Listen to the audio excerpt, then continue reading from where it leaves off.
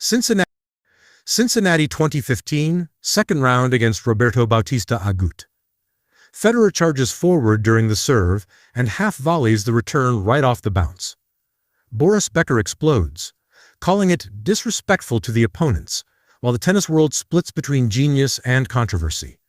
This never-before-seen shot, the SABR, requires superhuman hand-eye coordination to execute from practically mid-court.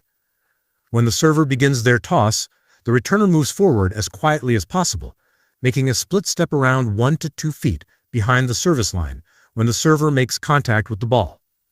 That's milliseconds to react. The aim is to take the ball on the rise so that the server is taken by surprise, but the coordination required is absolutely insane. What makes this shot technically impossible for mortals?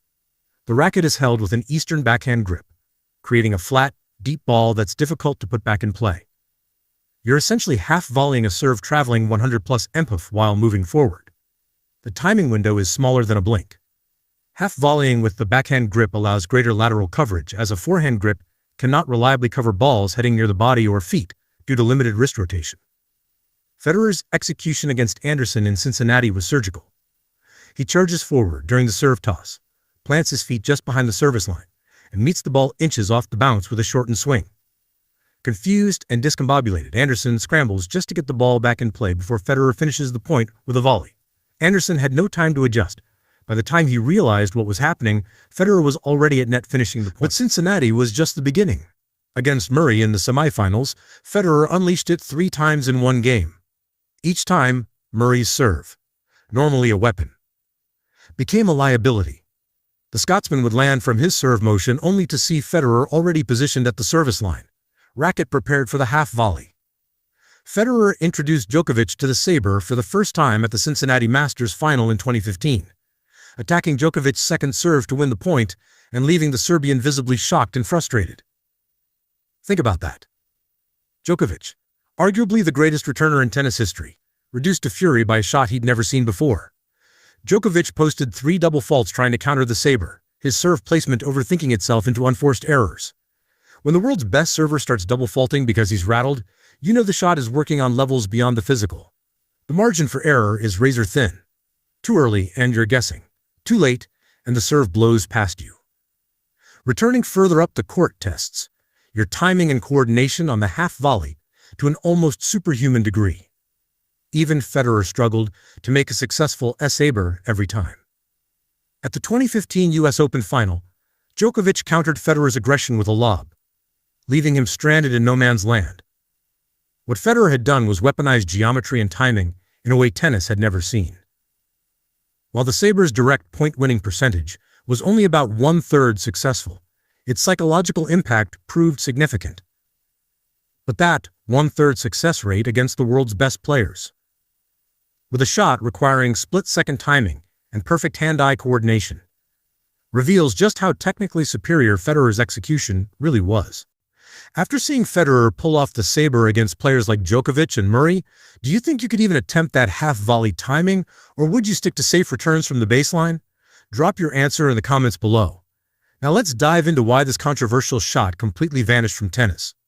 Boris Becker, coaching Djokovic at the time, exploded with fury, calling it almost disrespecting the other guy's serve, and declaring that if Federer had tried this against legends like McEnroe, Connors, or Lendl, we would have said, "Roger, in all honesty, I like you very much, I'll go straight at you." The German was livid, arguing that players of his generation would not have accepted this tactic. The tennis establishment split down the middle. McEnroe and Connors backed Becker, terming the shot insulting, while others saw revolutionary brilliance. But the most passionate defense came from an unexpected source, the very player who'd been victimized by it multiple times. Andy Murray fired back during a Twitch conversation with Gael Monfils. "I remember a few years ago when Roger Federer was standing really close to return the second serve and some people were saying that was disrespectful. I don't think so. If you are capable of doing such a thing successfully, then there is no reason to stop you." Murray specifically called out Becker's criticism. I remember reading an article years ago where Becker criticized Roger for making this gesture. If he's capable of doing it and succeeding, why wouldn't he do it? The controversy reached a boiling point, because this wasn't just about tactics. It was about tennis philosophy. Becker represented the old guard's code of honor. where certain unwritten rules governed how you respected your opponent's serve. Murray championed pure competition, where any legal advantage should be exploited. The divide wasn't just generational, it was existential. What's remarkable is how the shot psychologically destroyed even elite players. Djokovic, normally unflappable, was clearly rattled as he posted 3 double faults trying to counter the SABR in his Cincinnati loss to Federer. Think about that. The world's most mentally tough player overthinking his serve placement into unforced errors because of a return position. But here's the twist that ended the controversy. Federer himself eventually admitted that the SABR was disrespectful to the opponents and dialed down its usage.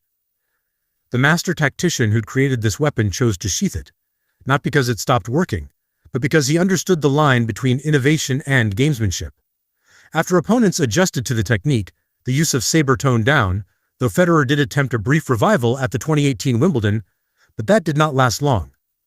The shot that had divided tennis simply faded away, too controversial for regular use, too demanding for most players to master. Today, only one player dares attempt this technical madness with any regularity. Nick Kyrgios, tennis's ultimate wildcard, has deployed similar tactics. Because of course he has. In 2018, in Houston, Kyrgios charged forward to half-volley a 209 km/h serve from Ivo Karlovic, proving the shot's viability hasn't disappeared, just its practitioners. The SABR's legacy isn't its win-loss record or even its technical brilliance. It's how it exposed tennis's soul. For one brief, controversial moment, Federer forced the sport to confront whether innovation should bow to tradition, whether respect meant playing by unwritten rules or simply playing within the written ones. The debate ended not with a verdict, but with the shot's quiet disappearance, leaving tennis to wonder what other impossible techniques remain locked away, deemed too disrespectful to unleash. Subscribe if you want more controversial tennis moments